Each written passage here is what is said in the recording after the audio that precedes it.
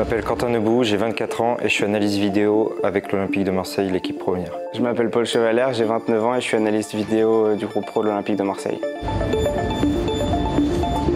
J'ai tout d'abord commencé par des études dans le management et à côté de mes études, j'ai toujours entraîné les équipes de jeunes dans mon club amateur de La Rochelle. Arrivé au niveau de mon bachelor, j'ai eu envie de faire de ma passion mon métier, d'essayer de devenir analyste vidéo. J'ai eu une première expérience à l'En Avant de Guingamp avant d'arriver chez les féminines à l'Olympique de Marseille en tant qu'analyste vidéo.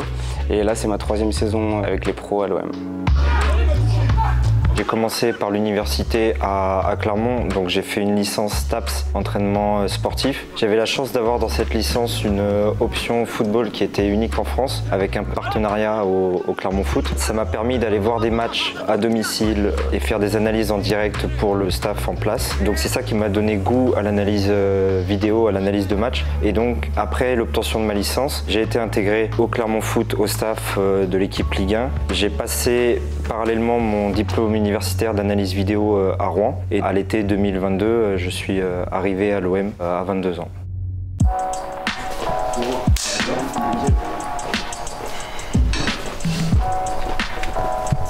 Bonjour, bonjour Poncho, bonjour. Bonjour Paul, bonjour. Bonjour. Tranquillement, ça va?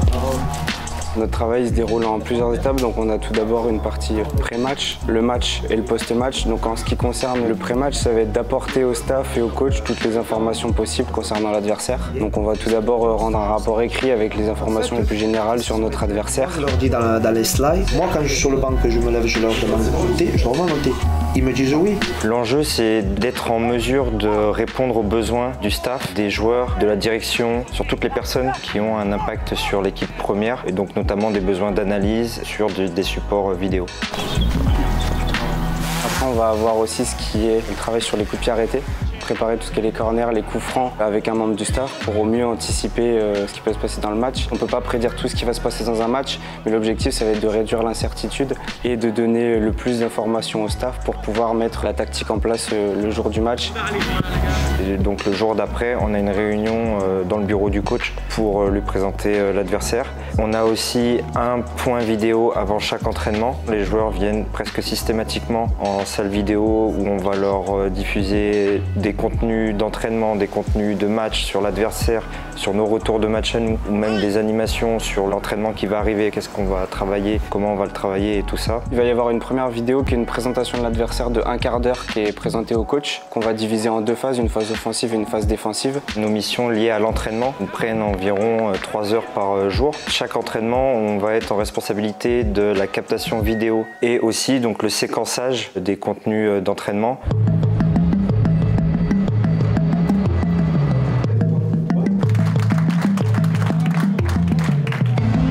Les jours de match à l'Orange Vélodrome, on est placé au 6e étage de la tribune Jean-Bouin. Notre travail, c'est vraiment l'analyse du match en direct. On a aussi la partie où on doit s'assurer de la bonne captation vidéo du match. C'est un système qui est livré par la Ligue, qui nous permet en fait à chaque stade de Ligue 1 d'avoir la même caméra avec la même qualité pour filmer nos matchs. Il faut savoir qu'on utilise des plans qui sont différents que ce qu'on peut voir à la télé.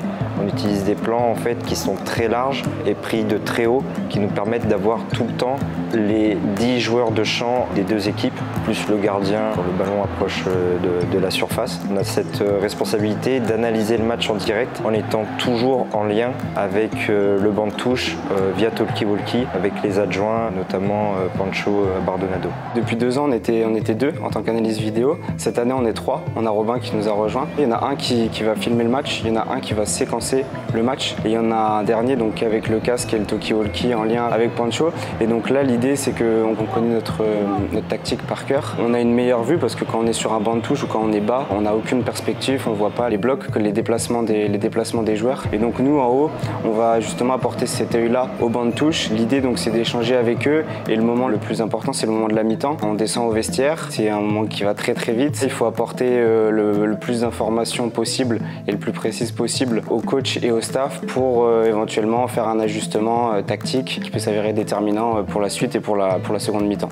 En général, on essaye de partir aux alentours de la 40e minute, donc ordinateur à la main avec notre montage qui est prêt à montrer aux adjoints et aux coachs. Là, c'est vraiment la course parce qu'on doit très vite descendre au vestiaire, être là avant le coup de sifflet de fin de première mi-temps pour qu'il y ait tout de mis en place dans le vestiaire, les télés allumées, prêts à être branchés, à montrer les choses aux coachs, puis si besoin aux joueurs.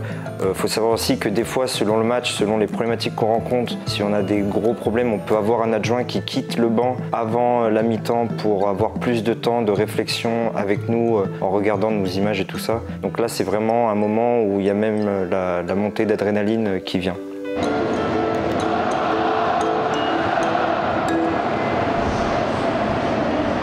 Avant d'être salarié de l'OM, j'étais un supporter, un fan de l'OM, et donc une fois par an, on venait au stade. Donc le premier souvenir, il doit remonter, je crois, 2006-2007, c'était OM Le Mans. On a dû gagner 1-0. C'est le premier souvenir marquant et qui a fait que j'ai commencé à devenir fada de l'OM, comme on dit. Sinon, en termes professionnels, si j'ai un souvenir, ce sera la victoire au tir au but contre Benfica l'année dernière, avec les arrêts de Paul Lopez, puisque on est d'accord qu'on a un travail de l'ombre, mais ça, c'est quelque chose sur lequel on intervient. Pour la petite histoire, c'est sur cette séance de tir au but, avec l'entraîneur des gardiens, avec le staff, on avait préparé une petite bouteille avec les potentiels tireurs et de quel côté ils pouvaient éventuellement tirer. Donc c'était en accord avec Pao, on lui a remis cette bouteille avant la séance et je pense que le souvenir, il en a arrêté 2 ou 3 et on se qualifie là-dessus. Pour moi, c'était le top souvenir. Il y a un match qui m'a marqué et c'est même pas un match, c'est un avant-match. Le dernier match de phase de poule de Ligue des Champions, donc en 2022 contre Tottenham. On part de la commanderie en bus et on arrive en bas des Cailloles avec une horde de scooters qui était infinie, qui suivait le bus. Et déjà là, je me dis waouh, c'est fou les gens, ce qu'ils font là, de venir nous suivre comme ça, là, tous en scooter, c'était incroyable. Et puis on arrive en ville et là, on passe dans un tunnel de fumigène, ça a duré plusieurs minutes. On n'arrivait pas à avancer, on voyait les gens qui étaient fous dehors. La fin était malheureuse, mais franchement l'avant-match était incroyable.